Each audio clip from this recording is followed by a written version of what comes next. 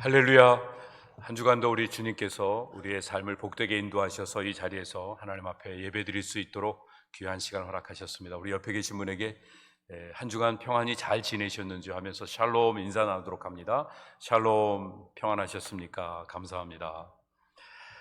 오늘 말씀의 제목을 하나님의 사랑을 믿으면 사랑스러운 자가 됩니다 라는 제목을 가지고 오늘 본문을 네 군데로 잡았습니다. 여러분들이 본문을 찾아가시기가 좀 어려우시면 주보 앞면에 보시면 오늘의 성구가 있는데요, 오늘의 성구 앞면에 이 네 개의 본문을 다 기록을 해놓았습니다. 여러분 보시면서 같이 말씀의 은혜와 도전이 되었으면 좋겠습니다. 오늘 말씀의 의미는요, 우리가 하나님의 사랑을 믿으면, 믿는다는 얘기가 다른 말로 말하면 영접하는 자, 곧 그 이름을 믿는 자들, 이렇게 말씀하셨으니까 하나님의 사랑을 내가 받아들이는 것을 말해요. 하나님의 사랑을 내가 믿음으로 받아들이면 내 안에 하나님의 사랑이 뿌리가 박히게 되고, 그게 이제 터가 굳어지게 되어서, 그래서 사랑이 아름답게 피어오르게 됩니다. 그러니까 우리 가정에서도 그렇고 우리 주변에 만나는 사람들에게도 그렇고 그 사랑을 믿은 만큼 사랑을 행하고 그 사랑 안에 거할 수 있게 되니까 우리의 모습이 바뀌어집니다. 어떻게 해요? 사랑스러운 모습으로. 얼마나 얼굴이 잘났는가, 외모가 출중한가, 이런 얘기하는 게 아니라 그냥 보면 사랑스러운 그런 모습으로 느껴지게 되고 왠지 가까이 하고 싶은, 그리고 마음이 왠지 끌리는 이런 삶이 됩니다. 어느 때요? 우리가 하나님의 사랑을 믿음으로 받아들이기만 하면. 이게 놀라운 은혜와 복입니다.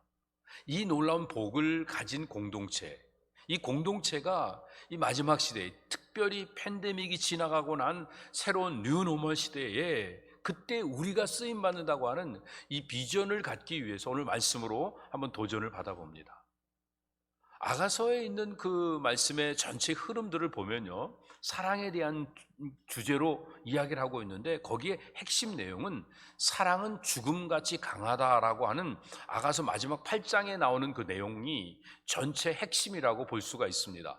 이 아가서의 흐름들을 보면 아주 드라마틱하게 연결이 되어집니다. 막 사랑하는 사람과 함께 있고 싶어갖고 이런저런 모양으로 열심히 노력해서 함께 합니다. 그러면 또 이런저런 방해 요소 때문에 함께 하지 못하고 또 헤어지게 되고, 그런데 헤어지는 듯 하는데 또 만나게 되고, 또 만나는 듯 하는데 또 헤어지고, 이게 계속 반복적으로 이어지는 그런 가운데서도 끊이지 않는 사랑을 보게 됩니다.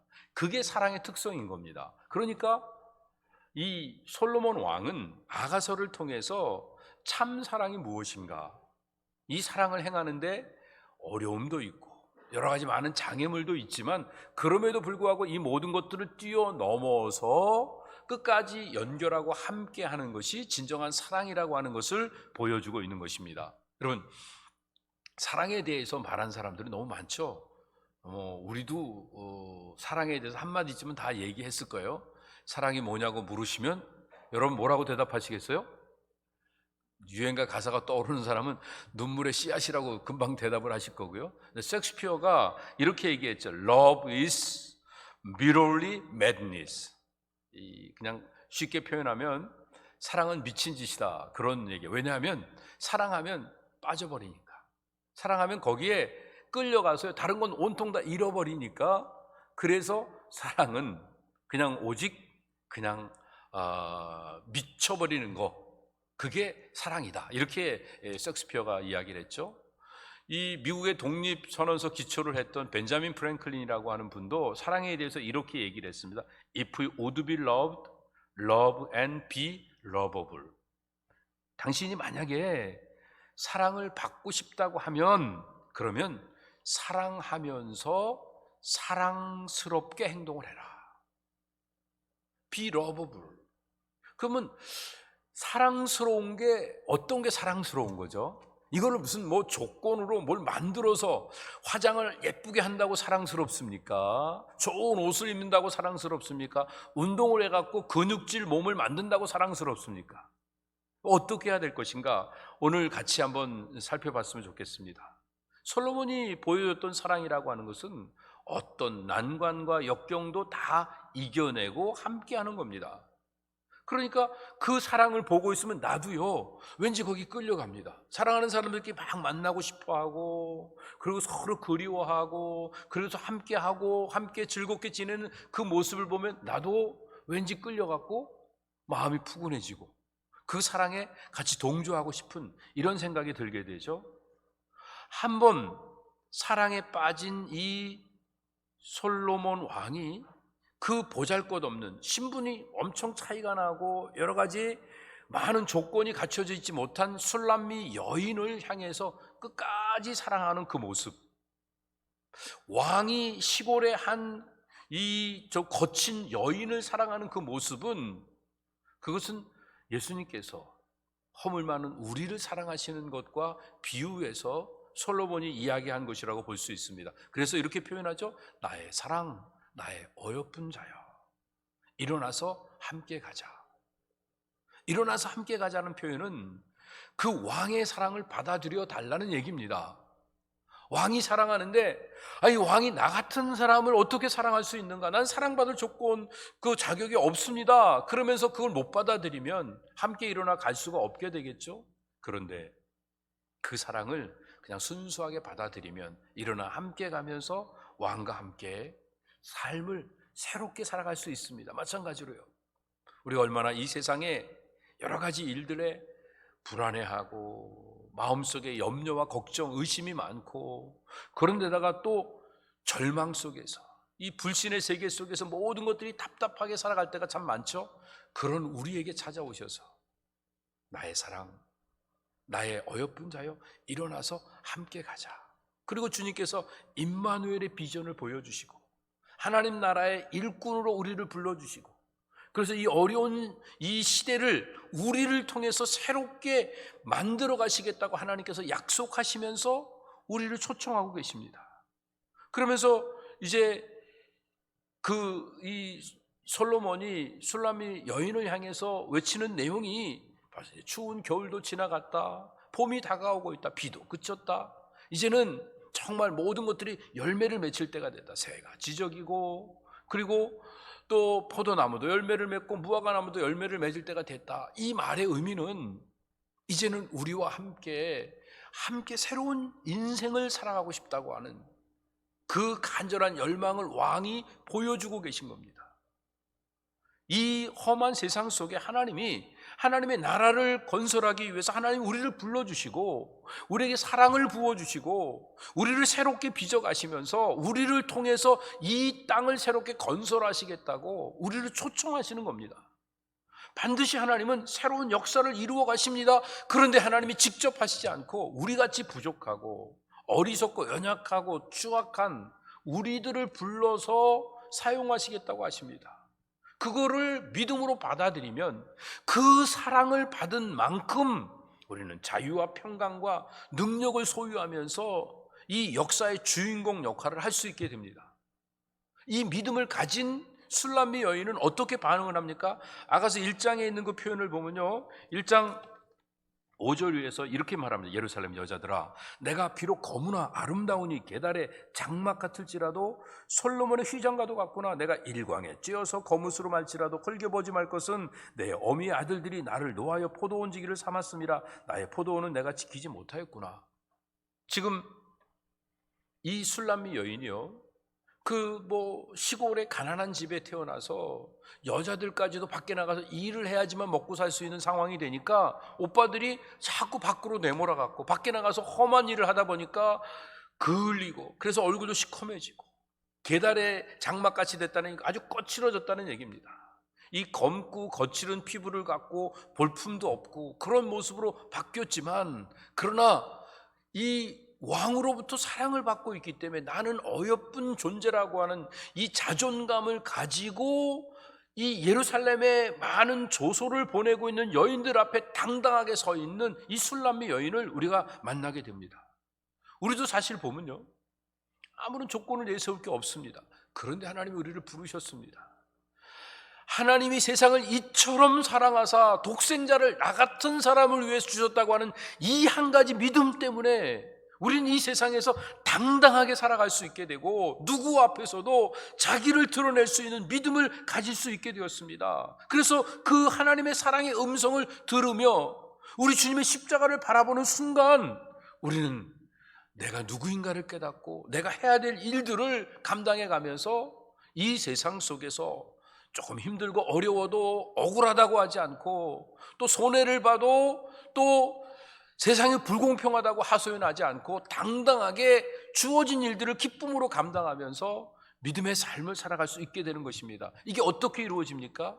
내가 나를 회복해 가는 겁니다. 어떻게 해요? 사랑을 받으면 잃어버렸던 나를 회복해서 내가 나로 당당할 수 있습니다. 저희 애들이 뭐 이런 얘기하면 저희 애들이 좋아할지 모르겠는데 애들이 이제 결혼하고 둘이서 이제 얼마 안 됐는데 신혼인데 보니까 둘 사람이서 밥 먹고 난 다음에 자연상 이렇게 뭐가 으쓱하고 이렇게 올라오면 서로 불편 없이 연애할 때 같으면 둘이서 이제 막 돌아서면서 할 텐데 뭐 그러면서 이렇게 물론 가리긴 하겠지만 그런 거에 부끄러워하지 않고 그냥 그렇게 지내더라고요. 보니까 사랑을 확인한 거예요. 남편이 아내가 정말 이렇게 자기를 진심으로 사랑해주는 그 확신이 있으니까 이게 막 가리고 숨길 거 없이 편안해지는 것들을 제가 보게 되더라고요. 자, 하나님이 우리를 사랑하신다고 하는 그 확신이 뭐예요? 내가 나로 살아갈 수 있는 자유를 누리는 겁니다. 내가 뭐 잘나지 않아도 되고 내가 죄를 졌으면 죄 지을 모습대로 부족하면 부족한 대로 어리면 어린 대로 하나님 앞에 나와서 하나님의 도우심을 간구하며 자기를 내어 맡기는 그 순간 이제는 사랑을 입은 자답게 당당한 삶을 살아갈 수 있게 되는 겁니다. 우리가 세상을 살면요 두 가지 종류의 일을 만나게 되면 꼭 필요한 일과 있으면 좋지만 필요하지 않은 일이 있습니다. 여러분 돈, 건강, 명예, 권력, 지식 이런 거요 있으면 좋습니다. 그렇지만 꼭 있어야 되는 건 아닙니다. 하지만 사랑은요 없으면 우리는 결국은 외로워서 살아갈 수 없게 됩니다. 결국 꼭 필요한 게 사랑입니다. 이 사랑을 붙잡고 살아가야 되는데 우린 이 순수하지 못하니까 사랑만 붙잡고 살지를 못합니다. 사랑을 하면서도 항상 계산하고 사랑에 대한 반대 급부를 항상 예측하려고 하는 이런 어리석음을 범할 때가 얼마나 많습니까? 그런데다가 사랑을 하는 방법이 뭔지도 잘 몰라서 진짜 사랑한다는 게 뭔지를 우리는 놓치고 살아갈 때가 참 많습니다. 우리가 살아가면서 가장 어리석은 게 뭐냐면요 내가 하나님이 만드신 난데 나로 만족할 줄 모른다는 겁니다.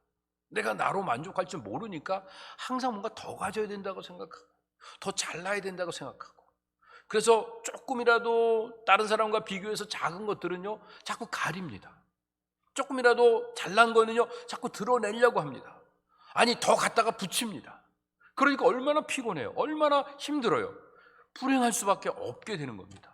그러나 사랑받은 존재로 하나님의 사랑을 믿음으로 간직하고 삶을 살아간다고 하면 내가 얼마나 존귀한 존재인지를 깨닫게 되면서 스스로 아름답게 느낄 수 있습니다. 내가 어떤 존재여도 괜찮습니다. 어떤 상황 속에 있어도 아무 문제가 되지 않습니다. 그 속에서 평안과 기쁨과 즐거움을 누리면서 인생을 살아가게 되니까 저절로 행복해지고 다른 사람도 행복을 나눠주게 되고 사랑스러운 존재로 삶을 살아갈 수 있게 됩니다. 그런데 사탄은 이걸 방해하는 거예요. 항상 우리한테 집어 심어놓는 게 뭐냐, 야, 너 선악과 먹으면 더 잘날 수 있어. 하나님처럼 될 수 있어. 자꾸 선악과로 살게 만듭니다. 어떤 게 잘한 건지 못한 건지, 어떤 게 선한 건지 악한 건지 항상 내가 판단하고 내가 조종하고 내가 모든 것들을 내 원함 속에서 컨트롤해야지만 직성이 풀리는 이런 삶을 살게 만드는 겁니다. 그러다 보니까 내가 이런 사람이야 드러내고도 싶고 나는 아니야 하고 가리고 싶은 이런 가짜로 인생을 얼마나 많이 낭비하며 삶을 살아가고 있습니까? 하지만 우리는 어떤 모습이어도요 하나님 앞에 나와서 이 모습 이대로 받으시옵소서 하고 Have mercy on me, 긍휼히 여겨주세요, 불쌍히 여겨주세요 하면서 하나님 앞에 자신을 내어드리면 하나님은 우리 모습을 있는 그대로 받아주십니다. 오히려 우리가 연약하기 때문에 나를 더 귀히 여기시는 겁니다. 애들이 왜 이뻐요? 약하니까 더 이쁘죠. 약한 아이기 때문에 더 귀중한 것입니다. 피부가 검고 그리고 게달처럼 거친 그런 모습, 게달의 장막과 같이 울퉁불퉁하고 뭔가 이렇게 이분이 안 돼 있는, 정돈이 안 돼 있는 이런 모습이지만, 이 술람미 여인은 솔로몬을 한눈에 다 빼앗아 버리고 말았습니다. 그래서 이 솔로몬은요, 그 여인을 보면서 몸살을 앓고 있습니다. 어떻게 하면 저 여인과 함께 할까? 어떻게 하면 저 여인과 즐거운 시간을 보낼 수 있을까? 그것에 대해서 몸살을 하며 안달을 하고 있는데 여러 가지 상황이 주어져 있지 않죠. 그래서 안타까워하고 있는 이런 모습을 봅니다. 하나님께서도 마찬가지죠. 예수 그리스도를 믿고 그리스도 안에서 새로운 삶을 살아간 우리의 모습을 보면 아직도 범죄하고 아직도 악한 생각하고 아직도 누군가를 미워하는 못난 모습으로 가득 차 있는 우리인데도 불구하고 우리랑 만나고 싶으셔서 우리로 인하여 사랑을 견딜 수 없어 하시면서 어떻게 하든지 우리와 함께 하시는 그 일들을 위해 성령으로 탄식하시며 우리 안에 역사하시는 그 놀라운 은혜를 우리가 지금 누리고 있는 것입니다. 나의 사랑, 나의 어여쁜 자여, 일어나서 함께 가자. 이 음성을 들으면 우리가 이제 이 자리에서 일어날 수 있습니다. 아무리 팬데믹 때문에 어렵고 경제적으로 육체적으로 여러 가지 신분과 상황 속에서 고난을 당하고 있다고 할지라도 주님이 내미는 그 손을 붙잡고 일어서서 함께 걸어가기만 하면 새로운 세계가 펼쳐지기 시작하는 것입니다. 그래서 우리가 달라집니다. 어떻게 해요? 사랑스러운 존재가 되어집니다. 주님께만 사랑스러운 게 아니라 하나님과 사람들 앞에서 더 사랑스러운 존재가 되어집니다. 예수님이 키와 지혜가 자라가며 하나님과 사람 앞에 더 사랑스러워 가시더라고 하시는 이 누가복음 2장에 있는 말씀이 우리에게도 이루어지는 놀라운 역사가 우리 가운데 나타나기를 위해서 우리가 간절히 소망하며 우리가 해야 될 일은 뭐냐면요, 다윗의 모습 속에서 예수님을 발견하는 일이 필요합니다. 다윗의 그 속에는 예수님의 그 아름다운 모습과 자세가 들어가 있는 걸 보게 되는데, 그게 두 가지를 볼 수 있습니다. 하나는 예수님의 마음입니다. 자기의 모든 권리를 포기하고 그리고 자기에게 주어진 것을 다른 사람에게 나눌 수 있는 이 아름다운 마음. 또 하나는요, 자기가 감당해야 될 일이 부당하고 힘든 환경이지만 그 환경을 수용하고 자기를 대적하고 자기를 미워하고 죽이는 사람까지도 수용하면서 그들을 위해서 자기를 내어주시는 그 마음, 그게 예수님에겐 당연히 있는 거라고 생각할 수 있지만요, 왕의 위치에서 모든 사람을 다스리고 모든 권력을 한 손에 움켜쥐고 있는 다윗에게도 이 예수님의 마음과 자세가 있다고 하는 것을 돌아본다고 하면 우리도 소망이 있는 것을 깨닫게 되고, 우리가 해야 될 일이 무엇인가, 우리가 사랑스러운 존재로 이 땅을 살기 위해서 우리가 어떻게 살아야 되는지를 도전받을 수 있게 됩니다. 첫 번째가 뭐냐 하면, 사랑으로, 하나님이 내게 허락하신 사랑으로 나를 내려놓고 내게 주어진 권리를 다른 사람들에게 나눠줄 수 있는 이런 마음, 이게 예수님의 마음이죠. 이런 마음을 배웠으면 좋겠습니다. 여러분 잘 아시지만 다윗은 항상 사울왕에게 쫓겨다닙니다. 결국은 유대 땅에는 있을 곳이 없어하고 블레셋으로 도망가게 되죠. 거기서도 있을 곳이 없게 되니까 결국은 여기저기 도망다니다가 사람들이 야, 저 골리앗 죽인 사람이다, 저 이스라엘의 장수다, 가만두면 안 된다 막 그러니까 목숨 부지하기 위해서 미친 채 합니다. 막 침 질질 흘리고 땅바닥에 있는 거 주워 먹고 헛소리하고 그러면서 땅바닥에 별볼 기고 막 자기가 일부러 미친 채 하는 거예요. 사람 목숨 부지하려고. 이게 얼마나 처절합니까? 그 시편 34편에 있는 말씀이죠. 그러고 난 다음에 하는 게 여호와를 송축함이 내 입에 떠나지 않는다. 하나님 앞에 찬양과 영광을 올려드리는 이 감격스러운 모습을 가졌던 그 이유가 무엇일까요? 하나님을 마음속에 모시고 하나님의 사랑이 가득 차 있었기 때문에 지금 이 순간도 하나님이 나를 사랑하신다는 믿음을 가졌습니다. 그래서 그가 결국 갈 데가 없어서 아기스, 그 이제 가드의 아기스 왕이 다스리는 그 지역을 가갖고 시글락 지역의 그 지방에 자기와 함께 했던 600명과 거기에다가 거처를 삼게 되었습니다. 그런데 한 16개월쯤 지났을 때 그때의 이스라엘과 블레셋의 싸움이 생기게 되었죠. 그래서 이 가드왕 아기스가 출정하기로 작정을 하게 되니까 다윗도 함께 가서 돕겠다고 나섭니다. 자기의 모국을 도와야 되는 이런 심정이 되었는데 그 일은 행하지 않도록 하나님이 막으시죠. 그러니까 신하들 중에 저 사람이 옛날에 장수였는데 나중에 우리를 역으로 공격하면 무슨 봉변을 당할지 모르니까 저 사람은 절대 못 간다. 그래서 600명과 함께 전쟁에 나가려고 출정을 했다가 다시 털레 이 시글락으로 돌아와 봤어요. 그랬더니 시글락에 불이 나 있는 거예요. 그리고 모든 재산도 없고 다 자기 식구들도 다 잡혀가고 말았죠. 왜냐하면 아말렉 군대가 와서 불사르고 다 잡아간 거예요. 그러니까 함께 있던 600명이 큰일 났다고 하면서 갑자기 돌멩이를 들더니 다윗을 향해서 쳐 죽이려고 합니다. 그러니까 너무 군급하니까 하나님 앞에 엎드려 기도하면 하나님 어떻게 했으면 좋겠습니까? 제가 어떻게 해야 될까요? 그랬더니 빨리 일어나서 치러 올라가라. 내가 다시 도로 찾아올 것이다. 하나님의 그 약속을 받고 그리고 일어납니다. 그리고 사람들을 다시 정리해서 600명이 함께 쳐들어갑니다. 근데 가다가 시냇가를 만나죠. 부솔 시냇가에 오게 되니까 지쳐있던 사람들 중에 한 200명이 못 가겠다고, 우린 여기서 쉬어야 되겠다고 하니까 이제 거기서 쉬라 그러고 400명만 데리고 갑니다. 하나님의 은혜로 가서 아말렉과 싸워서 이기고 모든 재산을 다 찾고 사람도 다 되찾아서 그리고 돌아옵니다. 돌아오는 중에 거의 다 왔는데 함께 있었던 사람들 중에 악한 사람, 또 비류, 원래 이스라엘 백성이 아니고 딴 데서 이렇게 같이 또 연결되어 있던 이런 사람들, 이런 잡족들, 이런 사람들이 이상하게 말을 꺼내기 시작하더니 웅성웅성되기 시작하더니 이거 도저히 불공평합니다. 아니 전쟁터에 나가서 죽을 고생을 한 사람하고 자기 소유물 것도 편안하게 안전하게 있던 그 사람하고 똑같이 갖는 게 이게 말이 됩니까? 그러니까 사람은 식구들은 돌려주고 여기 남아있던 사람들한테는 이 탈취물들은 다시 돌려주지 맙시다. 이렇게 이야기를 하니까 그때 다윗이 한 말이 사무엘상 30장 24절의 말씀입니다. 이 일에 누가 너희를 듣겠느냐? 전장에 내려갔던 자의 분깃이나 소유물 곁에 머물렀던 자의 분깃이 일반일진이 같이 분배할 것이냐 하고 그날부터 다윗이 이것으로 이스라엘의 율례와 규례를 삼았더니 오늘까지 이르니라. 분명히 목숨 걸고 싸웠어요. 그렇지만 전쟁의 승리는 하나님께 달린 건데 하나님이 이기게 하셨잖아요.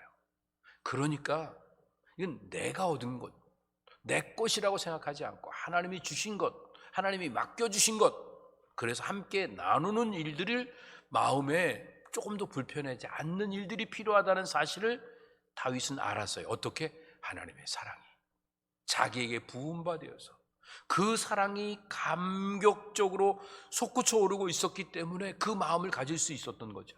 그런데 그 마음이 없는 사람은 어떻게 소유물 곁에서 편안히 놀고 먹는 사람하고 전쟁터에 나가서 죽을 고생하고 땀 흘리고 온 사람하고 똑같이 분배하냐? 이건 안 된다. 그러면서 불공평함을 이야기하게 됩니다.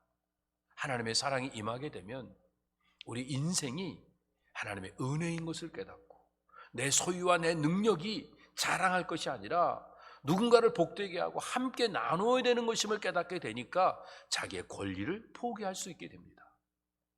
이게 사랑스러운 존재입니다. 이렇게 살면 얼마나 아름답겠습니까? 내가 그 일을 당한다고 했을 때는 좀 불쾌한 것 같지만 내 주변에 그런 사람들이 많다고 하면 왠지 마음이 편안해지고 왠지 따뜻한 느낌을 갖게 되고 왠지 살맛이 나는 이런 느낌을 갖지 않겠습니까?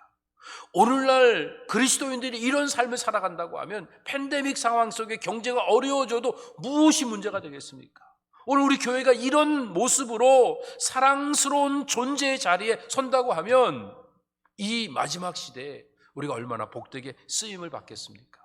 더 나아가서 이제는 예수님의 그 삶의 자세를 본받아야 됩니다. 그러기 위해서는요, 주어진 삶과 만나는 모든 사람들을 믿음으로 수용하는 이 자세가 필요합니다. 이스라엘의 문제는 블레셋입니다. 그런데 문제 중에 문제가 뭐냐 하면 블레셋의 가장 큰 장수였던 골리앗입니다.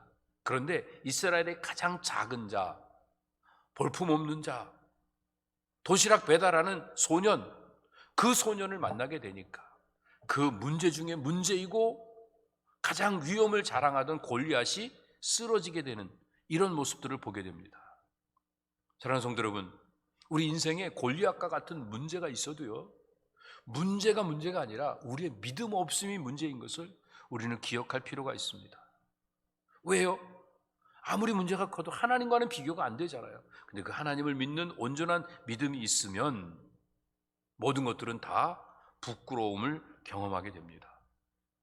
이스라엘 백성들의 왕도 있었고요, 장수도 있었고요, 큰 부자도 있었고 지략가도 있었을 거예요. 그렇지만 그들은 온갖 걸 다 가졌는데 믿음이 없었습니다. 볼품없는 이 한 소년은 아무것도 소유한 것이 없었는데 오직 믿음을 가졌습니다.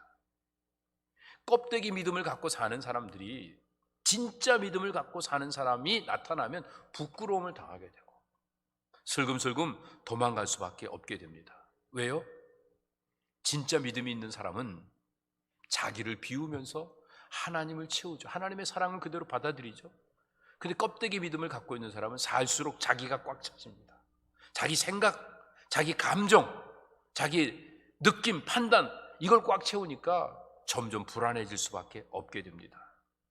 믿음의 사람 다윗이 나타나니까 블레셋이 부끄러워지고 결국은 골리앗이 제거되어지는 이런 모습이 나타나는 이런 것처럼 오늘 우리가 믿음의 사람으로 세상에 등장하면 세상이 부끄러움을 당하게 되고 문제가 해결되어지고 이 팬데믹이 지나가는 귀한 역사를 우리가 경험하게 됩니다. 우리가 일반적으로 생각하면 이스라엘이 위기에 처했을 때 하나님이 최소한 기드온이라도 보내신지 아니면 삼손 같은 사람 보내시면 얼마나 삼손하고 골리앗하고 한번 대항해보면 뭔가 이렇게 우리 눈에 뭔가 멋있는 경기가 펼쳐지지 않겠어요? 최소한 입다 같은 사람이라도 좀 보냈으면 좋을 텐데 하나님은요, 보잘것없는 소년, 양치기, 이 목자, 이 어린 다윗을 보내십니다. 이 다윗이 나타나서 오히려 문제 중에 문제인 이 거장 골리앗을 불쌍히 여깁니다. 그러면서 하나님의 위용을 나타내고 있는 이 모습을 보면 우리는 마음이 얼마나 좋은지 모릅니다. 오늘 세상에 얼마나 많은 문제들이 있습니까? 영적인 눈을 뜨고 보면요, 믿음의 사람 한 사람만 나타나면 됩니다. 그 사람이 누굴까요? 누가 그 사람이 되어야 될까요? 오래전에 하나님께서는요, 이 거대한 미국 땅에 보잘것없는 소년과 같은 사람들을 한 사람, 두 사람씩 보내기 시작하셨습니다. 볼품도 없습니다. 영어도 능숙하지 못합니다. 가진 것도 없습니다. 기껏 해봐야 여기저기 모아서 50불, 100불, 많이 갖고 온 사람 200불 들고 와서 그리고 정착을 합니다. 모든 문화도 익숙하지 못하고 모든 일들을 잘 감당할 수 있는 능력도 없는데요, 한 가지 특별한 게 있습니다. 아니, 크게 두 가지라고 볼 수 있겠네요. 두드러진 두 가지의 모습은 뭐냐면요, 세상에 어떤 것보다도 주님의 몸된 교회를 사랑하는 마음 때문에 죽을 힘을 다해서 교회를 세워나갑니다. 이민자의 삶을 살면서 그렇게 힘들고 어려운데 자기 집 한 칸 마련하기도 어렵고 힘든 상황 속에서 론을 얻어서 모계지 보가면서 그리고 교회를 세우고 교회 건물을 짓기 위해서 땅 사고 건물 세우고 그리고 그거 이렇게 서포트하기 위해서 투잡 뜨리잡 뛰어가면서 작정헌금 해가면서 열심히 노력해갖고 지금 이민사회, 이민교회들이 이만큼 그래도 이렇게 세워졌습니다. 그런가 하면 또 그들은 또 특별한 게 있었는데요, 자기 앞길에 대해서는 생각도 못하고 이민 아메리칸 드림을 가지고 뭔가 이루기 위해서 이 땅에 왔는데 죽을 고생을 하면서도 잠도 못 자고 먹을 것도 제대로 못 먹고 그러고 살면서도 자기 자식을 키우고 다음 세대를 키우는 일들을 위해서는 조금도 아까워하지 않고 온갖 것들을 쏟아부으면서 그 사랑의 마음을 가지고 살아왔던 그 모습은 어느 민족, 어느 누구도 따라올 수 없는 그 아주 아름답고 귀한 모습이었습니다. 그래서 오늘 우리 교회가 이만큼 세워졌고 또 이민사회가 이만큼 세워졌던 이 복을 누리게 되었습니다. 근데 이제 세월이 흐르니까 이민교회, 웬만하면 다른 민족들 교회도 다 어느 정도 세워지고요. 또 다른 아시안들이나 다른 타민족도 제3세계 사람들도 어느 정도 이제 다 자리 잡아갖고 잘 이렇게 성장했던 그런 모습을 봅니다. 그러나 우리에게는 사랑하는 그 일을 위해서 자기 생명을 아끼지 않고 쏟아 부으며 살아왔던 놀라운 경험들이 아직도 우리에게 남아 있습니다. 팬데믹 때문에 모두가 힘들어하고 있습니다. 벌써 1년이 넘어가고 있습니다. 앞으로도 얼마나 더 길어질지 모릅니다. 이제 이 모든 팬데믹이 지나가고 나면 새로운 시대가 열릴 것입니다. 새로운 시대에는 뉴노멀이 생기게 될 겁니다. 새로운 삶을 살아야 될 겁니다. 이 새로운 삶의 모든 것들이 불확정적인 이 삶의 자리에서 누가 역사의 주인공 역할을 할까요? 돈을 가진 사람일까요? 실력을 가진 사람일까요? 많은 경험을 가진 사람일까요? 아니요. 사랑을 가진 사람이 이 역사의 주인공이 될 것입니다. 아니, 사랑만 있는 것이 아니라 사랑을 위해서 자기의 생명을 조금도 귀한 것으로 여기지 않고 주님의 몸된 교회를 세우기 위해서, 구원의 방주를 이루기 위해서, 건물을 세우는 일들을 위해서 자기의 생명을 쏟아부어가면서 아낌없이 물질을 헌신하고 시간을 들이면서 교회를 세워왔던 이런 아름다운 경험을 가진 자들이 역사의 귀한 모습으로 쓰임받게 될 것입니다. 자녀들을 양육하기 위해서 자기의 생명을 아낌없이 쏟아부으면서 모든 것들을 다 쏟아부어 주었던 그 아름다운 헌신의 그 마음들이 이제는 새롭게 쓰임받는 역사가 이루어지게 될 것입니다. 이제 우리 새로운 시대가 열리게 되면요, 눈에 보이는 성전이 아니라 보이지 않는 성전을 위하여 우리 자신을 쏟아 부으며 사는 일들이 필요합니다. 내 자식을 위해서만 쏟아붓는 게 아니라 다음 세대의 주인공들을 위해서 우리가 우리의 자리를 내어주면서 믿음으로 그들을 위해서 서포트하는, 아낌없이 헌신하는 이 일들을 감당하게 될 때 하나님은 우리를 역사의 주인공으로 사용하시고 또 이 땅에 하나님 나라를 귀하게 세워나가는 사랑스러운 존재로 우리를 바꾸어 주실 줄로 믿습니다. 이 일들을 위해서 하나님이 우리의 삶을 지금 만져가고 계십니다. 사울이요, 궁정에 살았지만 모든 걸 자기 마음대로 멋대로 할 수 있는 능력이 있었지만 사람이 점점 어글려집니다. 이상해집니다. 그런데 다윗은요, 궁정에서 신하 노릇하고 쫓겨다니고 결국은 자기 마음대로 할 수 있는 게 하나도 없는 것 같은데 사랑스러운 존재로 왠지 가까이 하고 싶어집니다. 그 이유가 뭘까요? 사울이 그 마음속에 악한 영이 점점 크게 드러나고 자기 욕심에 붙잡혀 살아가는 그 모습 때문에 이상한 짓을 하기 시작합니다. 위기에 처했을 때 하나님께 나와 기도도 못하고요, 신접한 여인 불러다가 자기 미래나 점치는, 스스로 칼에 죽는 게 아니라 내가 걱정하고 염려하고 의심하고 미워하고 증오하고 그러면서 스스로를 목을 스스로 조여서 죽어가는 이 안타까운 모습을 보게 됩니다. 그런데 다윗은 시간이 지나면 지날수록 왠지 더 가까이 하고 싶고 사랑스러운 존재로 바뀌어집니다. 뭐가 차이가 나죠? 외모로 보거나 조건으로 보면 사울이 훨씬 더 뛰어난데 사울 안에는 자기가 꽉 차 있고요, 모든 것들이 다 열악한데 자기를 내려놓고 자기를 깨트리면서 삶을 있는 그대로 수용해가는 이 다윗의 아름다운 모습은 우리의 사랑을 받기에 충분한 모습을 갖고 있는 것입니다. 우리 안에 어둠이 물러가고 참된 빛 되시는 주님이 가득 채워지기 위해서 오늘도 빛으로 우리 가운데 비춰주시는 그 사랑을 머금고 사는 일들이 필요한데요, 그 사랑을 외면하고 그리고 빛을 머금고 인생을 살아가려고 하면, 이유는 내가 빛을 머금는 그 순간 나의 연약함을 드러내야 되고 나의 치부를 드러내야 되고 나의 약함을 인정해야 되니까 그거 못하고 지금 심판받는 일을 외면하다가 결국 마지막 심판 때에 불구덩이에 떨어지는 안타까운 일들을 당하는 일들이 생긴다고 하면 얼마나 속상하겠습니까? 그런데 지금 심판을 받는 겁니다. 제가 연약합니다. 제가 부족한 사람입니다. 제가 어리석은 사람입니다. 제가 작은 자입니다. 겸비하게 자기를 내려놓고 빛 대신 주님을 모셔드리는 그 모습을 갖게 되면 삶이 아름다워집니다. 그러나 사울은요, 자기의 연약함을 인정하기 싫었고 자기보다 나은 다윗을 존중해 주는 일들을 계속 외면해 왔기 때문에 이 어둠이 점점 커져가면서 빛을 잃어갑니다. 그러니까요, 아들 요나단도 아버지를 싫어합니다. 딸 미갈도 아버지를 멀리합니다. 결국은 백성도 신하도 점점 멀리하게 되고 자기 자신도 알아요. 나 이러다 버림받지. 다윗이 등장하니까 결국은 안달하면서 안절부절을 못하고 불안해하는 이런 모습을 봅니다. 이유는 한 가지입니다.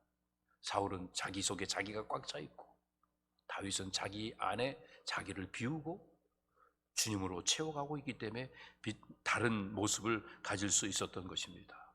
사랑하는 성도 여러분, 빛이신 주님을 모셔드리기만 하면 됩니다. 지금 심판받으면 됩니다. 지금 내가 연약하고 부족한 걸 고백하기만 하면 됩니다. 그러면 하나님의 마음에 합한 모습을 가질 수 있습니다. 아니, 지금 하나님의 사랑을 받아들이기만 하면 됩니다. 하나님이 세상을 이처럼 사랑하사 독생자를 주셨으니 그러면 이런 거 전부 따지지 말고 감사합니다. 할렐루야, 감사합니다. 저 같은 사람을 위해서 아들을 내어주신 그 사랑, 그 은혜 감사합니다. 그러면서 나를 내려놓고 말씀을 붙잡고 사랑을 받아들이면 삶은 사랑스러운 모습으로 바뀌어지게 되는 것입니다. 사울은 얼마나 바쁘게 살았습니까? 이유가 뭐예요? 다윗 죽이려고. 우리 인생도 얼마나 바쁩니까 지금? 팬데믹 때문에 다 내려놨다고 하는데도 바빠요. 뭐 때문에 바쁜 거예요? 잘 살펴보세요.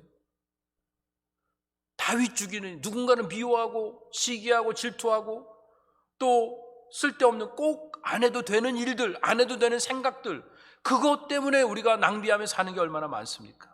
그런데 다윗은요, 삶을 있는 그대로 수용합니다.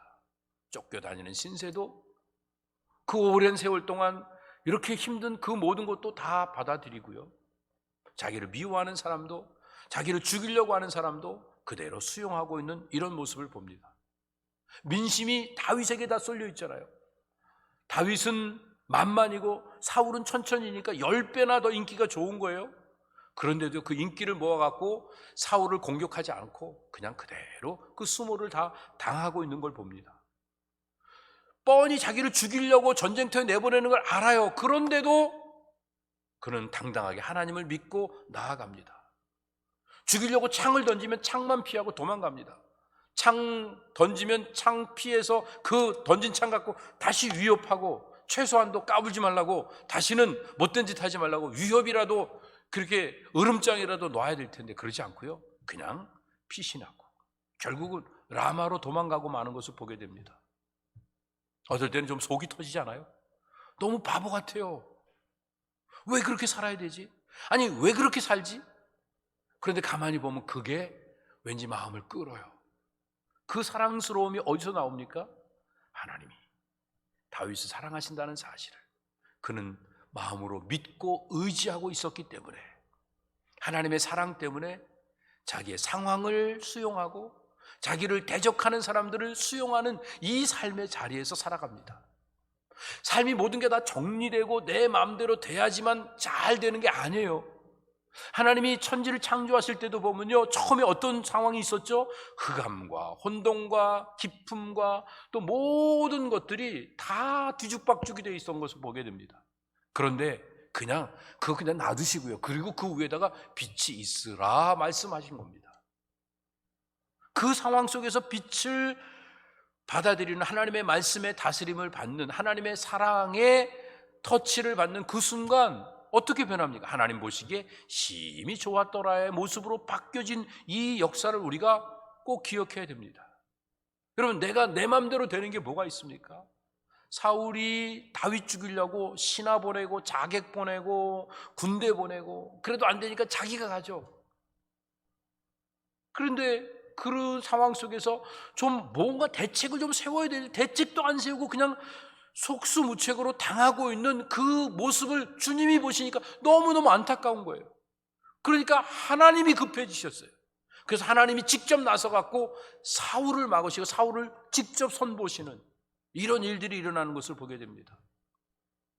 주변의 환경과 많은 사람들로 인하여 어려움을 당하고 있다 할지라도 우리가 하나님의 사랑을 확신하며 산다고 하면 그 속에서 우리가 할 수 있는 최선을 다해서 믿음으로 사랑하며 섬기며 함께하는 이런 복을 누릴 수 있습니다.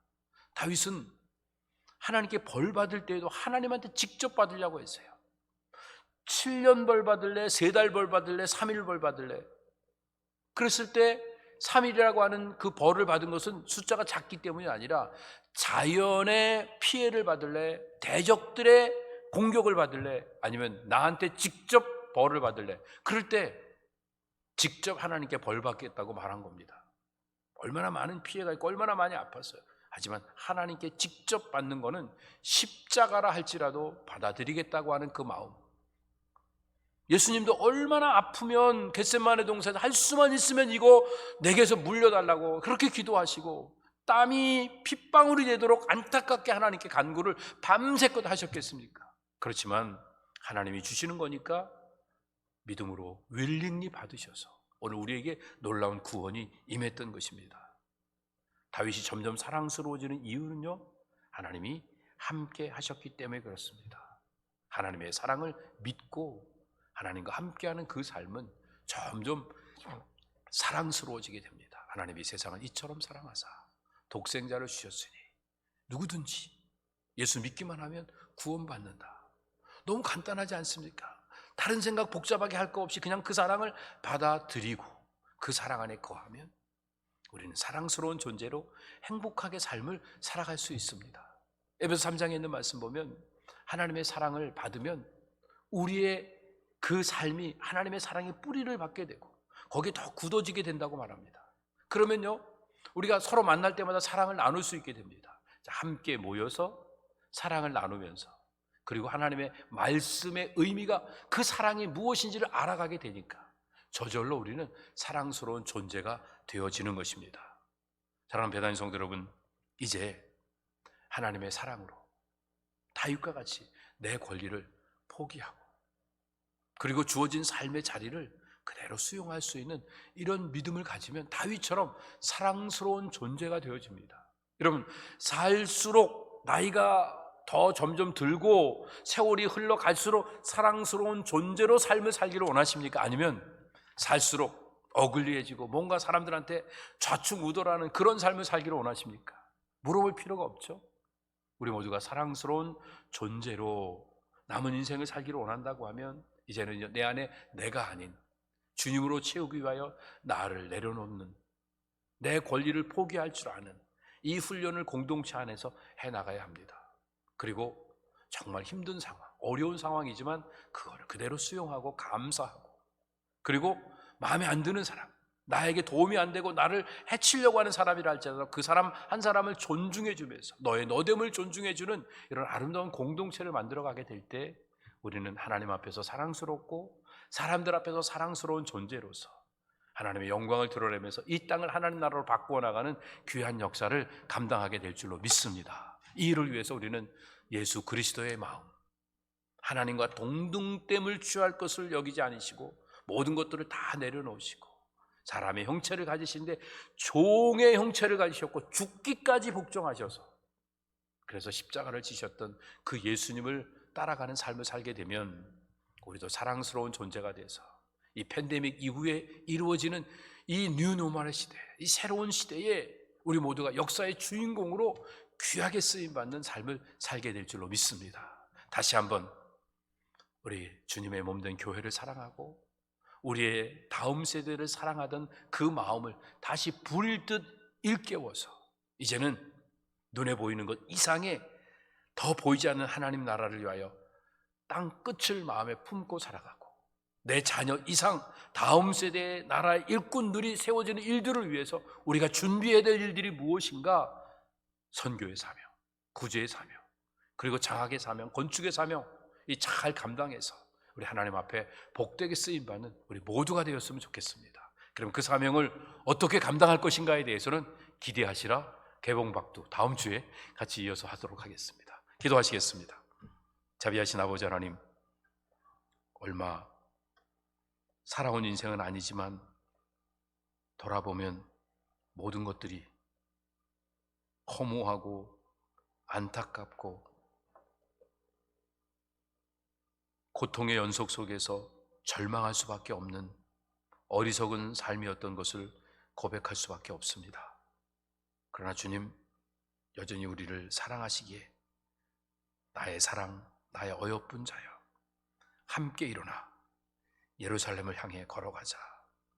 함께 일어나 새로운 시대를 향해 걸어가자고 말씀하시는 그 음성을 들으면서 우리 모두가 주님 앞에 다시 한번 우리 자신을 돌아봅니다. 내 안에 이기와 욕심이 아닌 하나님의 사랑으로 채우게 하시고 내 원함과 뜻으로 내가 모든 것들을 컨트롤하는 삶이 아닌 하나님 앞에 쓰임받기 위하여 주어진 조건도 상황도 또 만나는 사람들도 그대로 수용하며 존중해주는 삶을 삶으로 말미암아 이 땅에 하나님 나라가 이루어지는 복을 아름답게 누리며 마지막 시대에 주 안에서 귀하고 복되게 쓰임받는 배단의 모든 성도들 다 될 수 있도록 은혜를 더하여 주시옵소서. 주님, 오늘 이 말씀 붙잡고 이제 아름다운 공동체를 이루어나가기를 원합니다.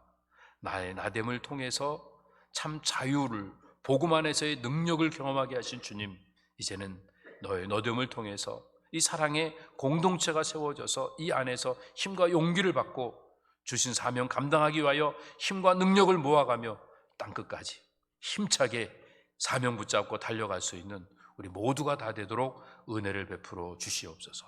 우리를 통해 역사하실 우리 주님을 기대합니다. 한 사람 한 사람이 정말 하나님의 은혜 아래서 사랑스러운 존재로 쓰임받을 수 있도록 함께하여 주시옵소서. 예수님의 이름으로 감사하며 기도드립니다. 아멘. 자리에 일어나셔서 찬양 올려드립니다.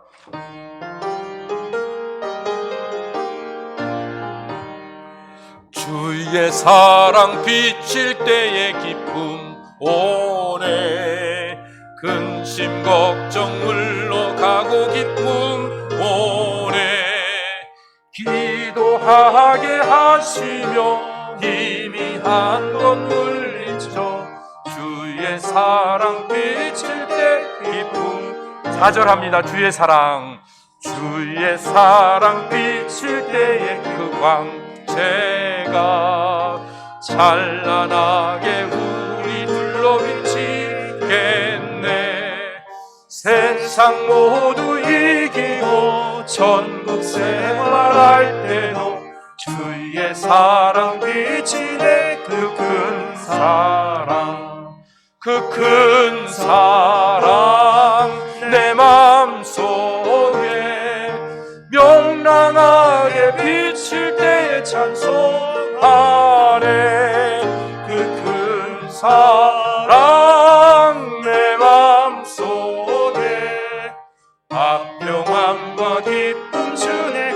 오른손 들고 다시 주님을 찬양합니다. 그 큰 사랑 내 마음속에 명랑하게 비칠 때의 찬송하네.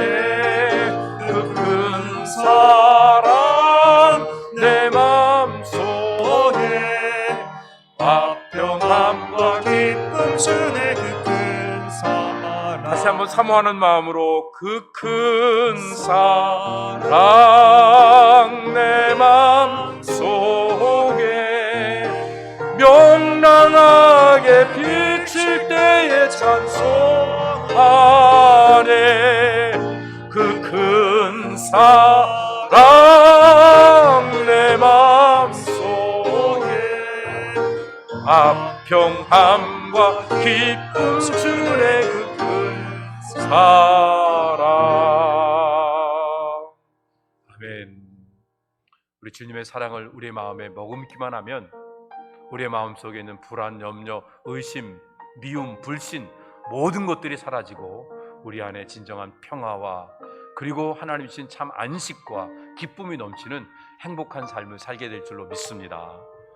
이제는 우리 주 예수 그리스도의 은혜와 아버지 하나님의 영원 무한하신 사랑하심과 성령님의 감화, 감동, 교통, 인도 새롭게 변화시켜 주시는 놀라운 역사하심이 내 안에 내 이기와 욕심으로 가득 차 있고 세상의 온갖 것들을 내 마음대로 조종해야만 직성이 풀리는 어리석은 삶을 살던 것들을 지난날로 족하게 여기고 이제는 내 안에 나를 비우고 깨트리며 우리 주님으로 하나하나 채워나가고, 내가 원하지 않는 환경 속에 있다 할지라도 믿음으로 수용하고, 내 마음에 들지 않는 사람도 사랑으로 존중해 주면서 우리의 가는 길에서 점점 예수님을 닮은 사랑스러운 존재로 삶을 살기 위해 주님 가신 십자가의 길을 걸어가서 이 세상에 하나님 나라를 건설하는 주의 일꾼으로 쓰임받는 삶을 살기 위해